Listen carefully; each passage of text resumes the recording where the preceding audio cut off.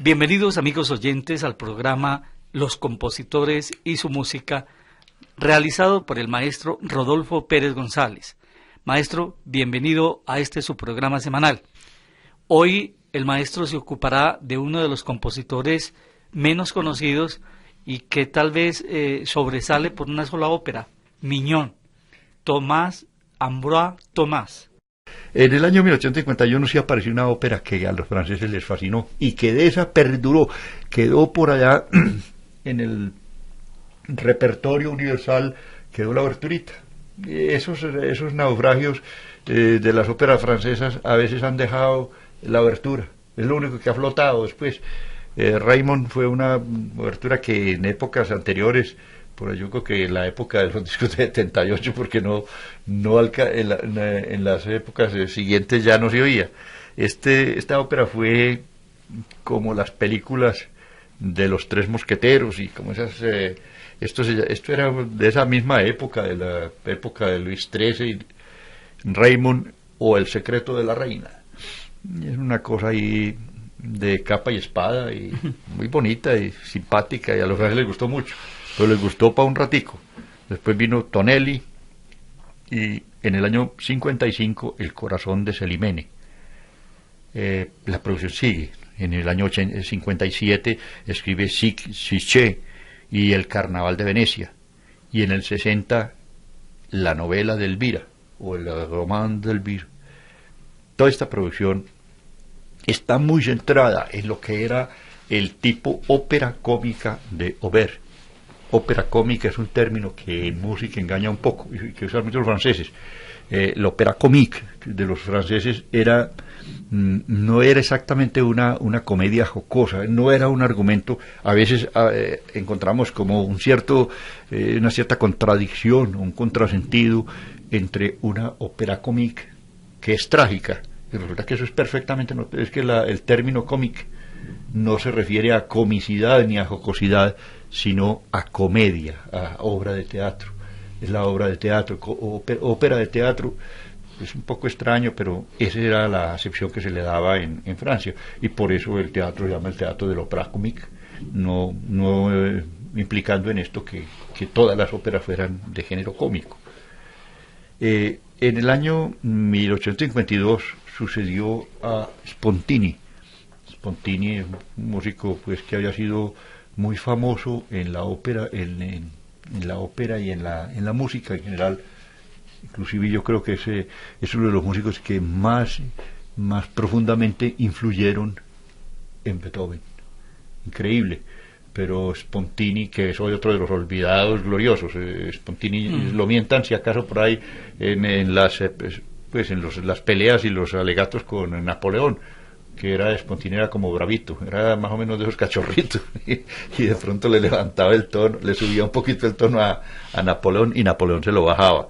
Este señor lo mantuvo. Spontini fue un tipo muy importante fue director de la Academia de Bellas Artes, que fue de todas maneras un puesto de mucha representatividad en Francia. Y en el año 52, a la muerte de Spontini, lo sucedió. Tomás entró a ser director de la Academia. Eso ya lo convertía casi que en una vaca sagrada en Francia, pues el director de la Academia de Beaux-Arts. Y en el año 56 lo nombraron profesor de composición del conservatorio, cosa también que era muy notable y de mucha distinción. Ahí tal vez de esa larga temporada, es una temporada bastante extensa, hay un hecho importante. Fue entre los discípulos fue muy notable Théodore Dubois, y Théodore Dubois habría de ser uno de los grandes directores que tuvo el Conservatorio de París y uno de los grandes maestros. Todavía se estudia a estas alturas del siglo XX o acabándose el XX, se estudia la armonía de Dubois, tanto anticuadona y mandada a recoger, pero el tratado de contrapunto y fuga es muy bueno y todavía se sigue usando. Théodore Dubois fue ante todo un organista excepcional. Tiene una obra coral que todavía se escucha, ¿no? Las 7 palabras de Cristo en la cruz. Exactamente. Fue un buen compositor. Y casi cabe decir que fue un compositor más correcto que inspirado, pero de todas maneras son obras muy buenas y muy sólidas, muy bien hechas. En esta nueva generación aparece uno de los que van a ser grandes nombres en la música francesa, como es Gilles Massenet. Gilles Massenet es uno de esos también, este también sufrió la andanada pues de los críticos franceses. Esto pertenecía pues a esos los sucesores este era de Tomás, era más o menos de la misma corriente. De todas maneras, Massenet tuvo un defensor muy ácido, que fue Claude Debussy, que decía que todos los que criticaban en Francia a los músicos anteriores, lo único que tenían era envidia por Massenet. Eran unos tipos muy bien dotados. Lo mismo le pasa a Tomás. Uno encuentra que la melodía de Tomás es fresca, es siempre atractiva y bella. Lo mismo pasaba con Massenet. Massenet era una medida seductora. Entonces le inventaron, yo creo que fue Saint-Saëns el que le inventó eso, ya que la música era tan sensual y que era perversa, pues que era hasta dañina e inmoral. Yo creo que música inmoral sí no hay. Lo cierto es que en el año 66, siendo profesor del conservatorio, compuso su obra maestra, que es Mignon. Mignon está compuesta sobre aquella novela famosísima, Los años de aprendizaje de Wilhelm Meister, del amigo Johann Wolfgang Goethe. Goethe había escrito una de sus novelas juveniles, pero bellísimas, y ahí entre los personajes está Mignon. Y de ahí se entresacó el argumentico para una operita que finalmente llegó a ser una obra maestra. Esa sí es una obra maestra. En este momento tenía el amigo Tomás, tenía 55 años. Este éxito, que fue mediano, pero fue duradero. Ahí estaba la diferencia. No había tenido un éxito así clamoroso como las otras obras, y sobre todo las malas. Las malas son las que tienen éxito así de esos, una fervorina, como un Alcacelser, pues de esos que se suben y al momento no hay nada. Mignon no tuvo tanto éxito, pero sí fue un éxito siempre creciente. Y fue esta indudablemente la obra que lo representó ante la posteridad. Vino 2 años después una obra a la que él le puso mucho interés, fue Hamlet. Y él decía que Hamlet, y decían algunos entendidos, que era una maravilla como el libreto y la música muy adecuada. El libreto era de Carré y Barbier. Carré y Barbier fueron pues libretistas de gran envergadura en Francia. Y sacar un libreto de una obra de Shakespeare no es nada fácil. Es una cosa bastante complicada, porque es que echarle tijera a una obra clásica de esas dimensiones, Hamlet, que se quita, y cómo se reduce eso a los términos que se necesitan en la ópera. La ópera necesita muy pocas palabras, y la acción tiene que estar acompañada de pequeñas frasecitas. Es decir, cada momento tiene que ser expresado con el mínimo de palabras y sin quitarle la hilación general a toda la obra. Este fue el momento en que estuvo por allá de visita en París, estuvo el amigo Giuseppe Verdi. Eso era un acontecimiento un tanto asustador para cualquier compositor de ópera. Verdi estuvo allá y estrenó Don Carlos. Don Carlos también Don Carlos es sobre el drama de Schiller. Y Schiller... Además, Schiller sabía poco de historia, era un poeta gigantesco y maravilloso, y lo mismo Verdi, pues yo creo que ninguno de los dos sabían qué estaban haciendo ahí. Es una de las calumnias históricas más espantosas, ese argumento de Don Carlos, pues es una calumnia y un atentado contra Felipe II, que fue un señor que gozó de muy mala prensa hasta ahora, porque en este momento ha sido rehabilitado completa y absolutamente, pero el Don Carlos era casi que el crimen, el parricidio de Felipe II haciendo matar a su propio hijo. Una de esas cosas que es muy muy buena para una ópera truculenta. Esa ópera pues casi que le hizo sombra a todo lo que había en Francia, y Tomás por ahí derecho. Hay otra ópera tal vez de un poco más unos años después, que fue Las Vísperas Sicilianas del amigo Giuseppe Verdi. Esas obras en las que Verdi era un buscarruidos también. Verdi, que se le ocurre buscarse precisamente el acontecimiento en el que más sentimiento tenían los italianos contra los franceses, que había sido las famosas Vísperas Sicilianas. Bueno, pero dejemos a Verdi y sigamos con nuestro amigo Ambroise Thomas. Este señor escribió la ópera Hamlet con mucho interés, así con mucha dedicación y poniéndole mucho cuidado. Y finalmente, cuando ya la obra estaba lista, resolvió que le aparecieron dos cantantes que a Tomás lo fascinaron, que fue el barítono Fauré, con el mismo apellido del famoso músico posteriormente, de Fauré, y una soprano que se llamaba Galie Marie. La Galie Marie, como que era una de esas voces así de oro, era una de esas cosas maravillosas.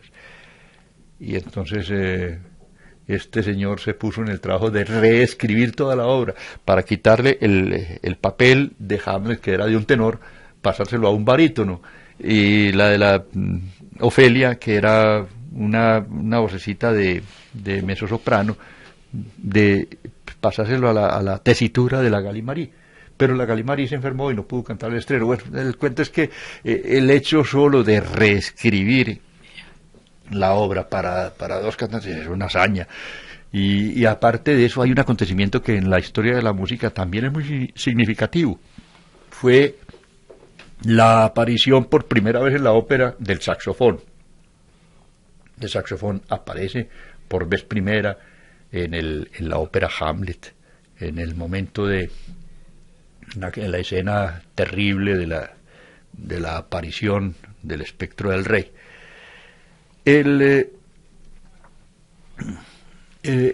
Tal vez este acontecimiento, el estreno de Hamlet como el estreno de Mignon y la dirección del conservatorio que se la dieron al amigo Tomás a la muerte de Aubert.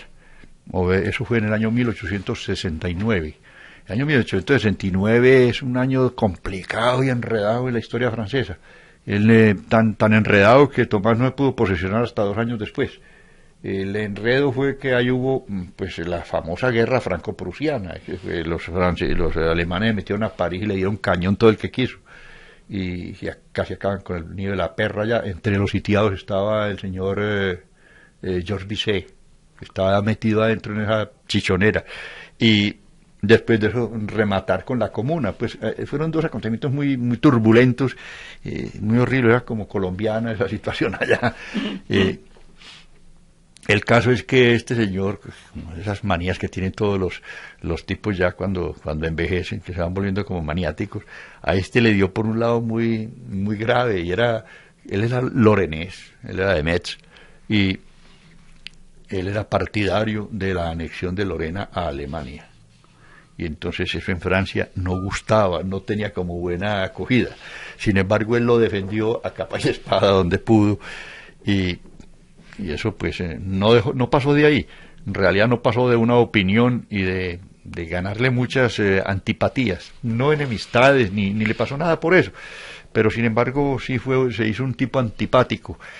Él trabajó todos estos años ahí calladamente en el conservatorio, hizo cosas realmente buenas, es decir, encauzó y dirigió ordenadamente un conservatorio, que es que Francia tenía la extraña condición, distinta a la de todos los países, sobre todo de Alemania, es que la gente salía de los conservatorios. Es que los músicos no salen de los conservatorios. En Alemania un músico salía de cualquier parte, pero no de un conservatorio. Si se salía de un conservatorio era porque lo echaban, pero no más. Y el caso Berlioz, que es un caso más alemán que francés, es decir, ese comportamiento, esa vida así un tanto disipada y rebuscadora más de los alemanes que de los franceses. El músico francés estudiaba en el conservatorio, ganaba el premio Roma y volvía a escribir óperas como esto que hemos contado de Tomás. Sí, así, hasta ahí es que se cae la rutina francesa. De todas maneras, en Francia sí eran los que salían de los conservatorios, eran pues, los músicos, todos salían de allá. Y esto estableció pues algunas cosas dentro del pensum de estudios. Por ejemplo, el incremento de los estudios teóricos en el campo del contrapunto y de la fuga, y puso el premio de la fuga. El premio de la fuga, pues que sigue siendo una de las cosas interesantes del Conservatorio de París. Es una prueba en la que a los muchachos allá están todos filados en sus pupitres, y en el momento en que suena una campana llega un señor y propone un tema que lo escribe en un tablero. Un sujeto de fuga es un sujeto que puede tener 2 compasitos, y vámosle dando, muchachos, que tienen 1 hora con un reloj grandotote que les da 1 hora de tiempo para escribir la fuga, y al cabo de la hora, sin consideraciones si acabó o no acabó, recoge y vámonos. Y este concurso de fuga, de todas maneras, es importante. Ese era un ejercicio bravo. Estableció también conferencias sobre historia de la música. Era curioso, pues, que muchas veces a los músicos notables se les cogían unos errores garrafales, unas barbaridades tan horribles.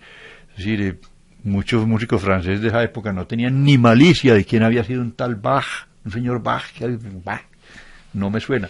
Lo mismo ocurría con Händel y con cosas de esos nombres que muchos desconocían.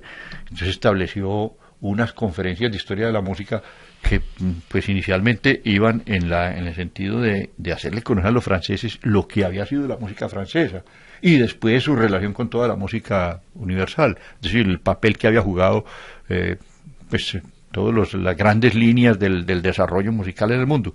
Esta cosa la estableció, o estas conferencias las estableció el amigo Tomás en el Conservatorio de París, y tuvieron mucho éxito. Eso a veces asistía gente que no eran estudiantes del conservatorio. Puso también el trabajo de orquesta, y la obligatoriedad de tocar en algún conjunto, tocar en los conjuntos, y pues una cosa que fue muy especial en él, y fue el perfeccionamiento de la escuela de canto. El canto de París llegó a ser importante gracias a este. Era imposible pues mantener una buena ópera si no había una gran escuela de canto, y eso fue uno de los propósitos de este. Y otro fue el concurso.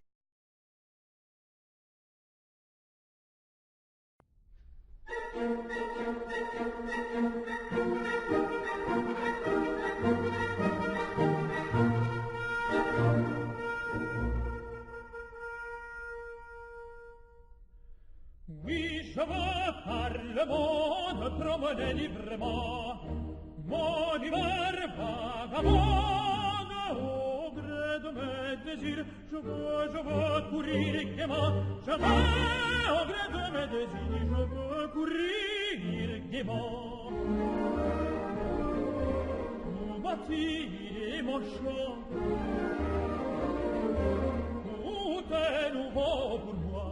Je ris et je chante et ne suis que ma loi. Ô maison paternelle, je te fais mes adieux et j'ouvre enfin mon aile comme un oiseau joyeux.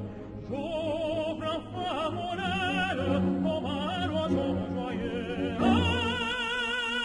oui, je veux par le monde promener librement mon humeur vagabonde au gré de mes désirs. Je veux courir gaiement au gré de mes désirs. Je veux courir gaiement au gré de mes désirs. Courir gaiement.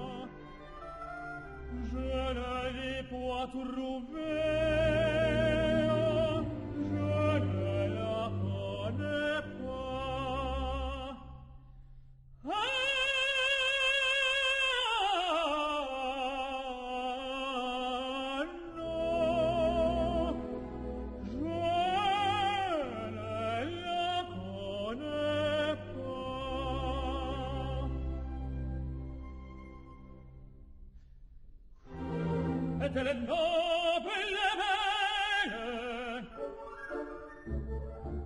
et le brino blode da ma parte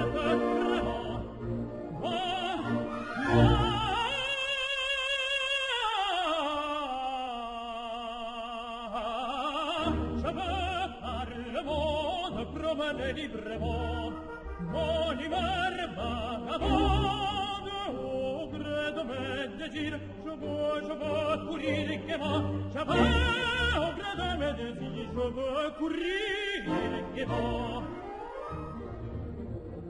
tout bâtir mon chante tout est nouveau pour moi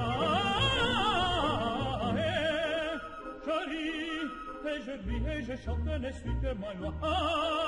Je ris et je ris et je chante, ne suis que ma loi. Oui, je veux par le monde voyager librement au gré de mes désirs. Je veux courir gaiement. Je veux toujours. Oui, je veux courir. Che bon